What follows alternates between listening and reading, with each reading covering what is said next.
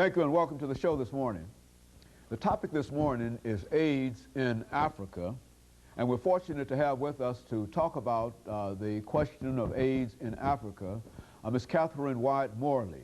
Ms. Morley is the executive director of the program WOMEN and AIDS. And of course, Ms. Morley, let me sort of correct that, because I think we thought about a show that we did not long ago, WOMEN and AIDS with you. Right. And of course, what we'd like to do this morning is to continue our discussion in reference to this disease, Yes. but to sort of focus up on one of the real hot spots in terms of this disease, and that is the continent of Africa. Absolutely. But before we get into that, Ms. Wyatt-Morley, let's have you to talk about your information about your background and some of the things that were important in terms of leading you to the establishment of an organization, WOMEN, dealing with that question, and then we'll have an opportunity to talk about AIDS in Africa.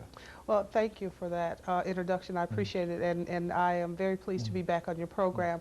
As you know, I am a person living with the disease. I was diagnosed in 1994, and when I was first diagnosed, there were limited resources available to me as an African-American female in the Metro Davidson County and surrounding areas.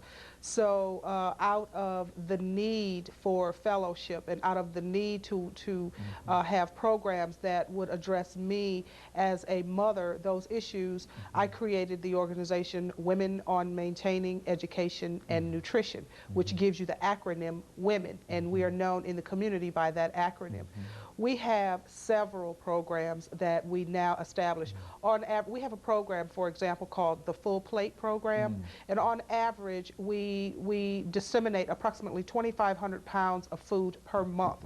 Goes out our doors to infected individuals in the Metro Davidson County area that are in great need. There is a tremendous need in the Nashville area for programs, for support, for services. We also have a housing program where we call Circle of Life, where we help people with the disease who have limited resources. As you know, the majority have so many limited resources. We help them with housing, we help them with electricity and utility bills, we help them with transportation, those types of things. We find nutrition to be an extremely important component for people living with the disease, trying to get them the proper nutrition and those things.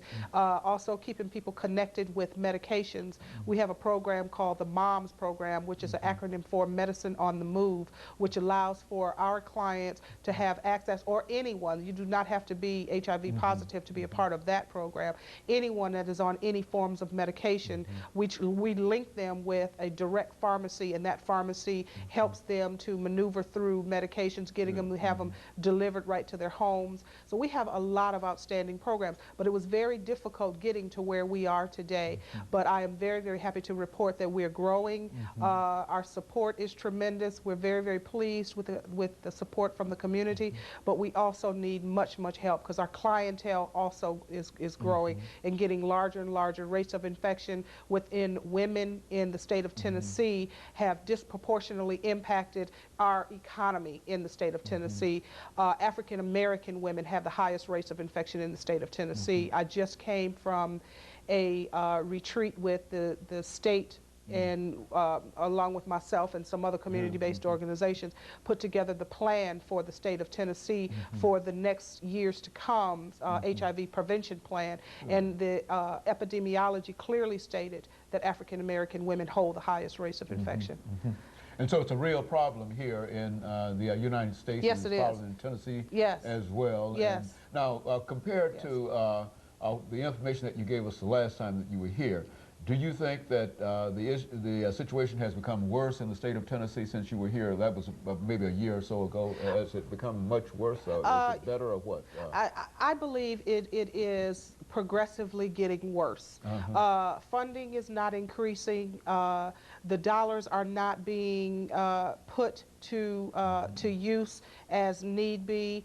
There are so many things, and the education is not made readily available. So oftentimes we believe that everyone, we take for granted that everyone knows about HIV, but everyone doesn't know. Our high school students are still being highly impacted, and rates of infection are extremely high in the age groups between 20 and 30. Well, when AIDS is that high for those rates, you have to think, when did they become HIV positive? And that is happening in high school and first years of freshman university and college. Those kids are not being impacted like they should. So in my opinion, rates of infection continue to rise, not only in HIV, but also with sexually transmitted diseases. Syphilis, gonorrhea, chlamydia, those rates of infection continue to rise. So yes, I would say that we're getting worse and not better. Very good. And of course, let us take this first commercial break, after which we'll come back and we'll give you an opportunity to talk about AIDS in other aspects.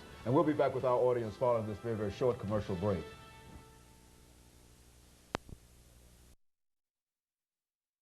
CWyatt-Morley